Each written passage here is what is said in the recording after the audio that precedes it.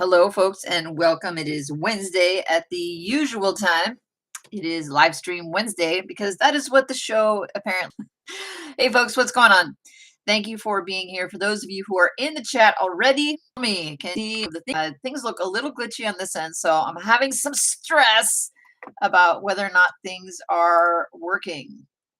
So please let me know if they are, and I will waffle around until sound is good. Soren says, thank you so very much. I assume then if you can, Margaret says, all good. All right, checking the chat really quick as notifications go out. There's Soren. Thank you for being first and announcing yourself. And there's Josh, who is almost first. Adrian and Keith. Margaret, Maeve, and wow, Dee is here, and Zach. All of the standbys, the people who, when they're in the chat, I'm like, it's good to see you guys. I see that a couple of you have managed the thumbs up button without even being told thank you. So today the plan, as usual, is to manage to make my connection says it's unstable. We'll see if that hurts anything. I did manage to finally make a YouTube video. And for those of you who have seen it, I would like to know any thoughts that you might have about it. All right. So YouTube, like making pre-recorded YouTube videos in the last 5 or 6 months, I haven't really had a lot of energy for it. It's been really hard to be really creative and like get excited. Um, so I've just been making income report videos because honestly, those videos are the videos that people seem to watch the most, that people seem to like. And they're honestly not my favorite videos to make because I really don't like talking about myself or the money, right? Like people want to know how much money you're making. I'm like, I don't know, it feels weird talking about it. But anyway, I've been making them and people seem to like them. Every one of the videos gets a reasonable amount of views. And then this last week at the end of the month, I was like, I'm just going to be myself. And so um, I wouldn't say I was trying to be funny. It just sort of happened. And then I didn't even really think about it. I just hit publish and realized that this video is a little bit different than some of the other videos that I've made. Any thoughts or comments? I did it without the music. I'm doing music in the videos a lot lately. And then I went with some bloopers because there are plenty of bloopers in my video and like some extra commentary.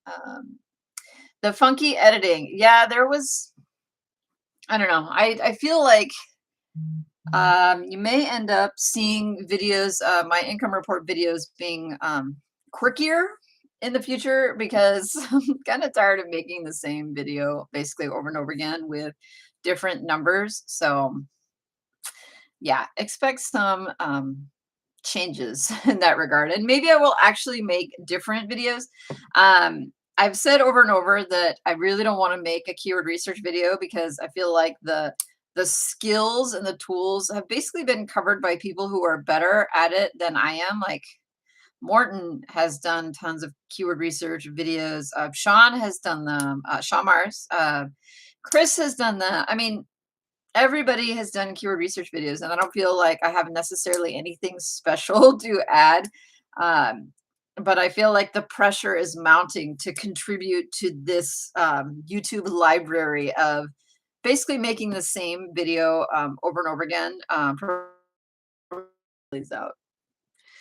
It says again that my connection is unstable, and if YouTube is unhappy with me, it's because of apparently the internet hates me today. All right, on to business. Let's see. This is how I feel like I don't want to say old people, but older people look at things. You know, they have bifocals. I don't have bifocals yet, but they get things and move it far away. So on my list, first thing on my list today, I'm wearing my Ezoic Customer Week t-shirt from last year, and I didn't plan that. It just sort of happened. It's like the shirts are really comfy, and so I just happened to be wearing it today to talk about Ezoic's content. that's going on right now. And the cool things about it are that the content that you can get in Content Month is free, and you can enter to win some content packages from some colleagues in our space. Now, not everything that they are doing is going to be applicable to you or even of interest. But for me, I tend to, I guess, think about constantly acquiring new knowledge. I can't help it. It's why I continue to watch YouTube videos that I don't really need. But I always find a few nuggets, even in content that is free. And so I probably will be tuning in for various things that look interesting to me, because there are always nuggets, especially when those nuggets are being communicated, produced, presented by friends and colleagues from our YouTube community. So the link is in the description. I don't get any credit for you going and entering into the sweepstakes, let's call it a sweepstakes, into the contest, or checking out the content. It's just there. I say check it out, see if anything is interesting. Next on my to-do list to talk about is the anybody has been impacted by this. I'm curious to hear and to know.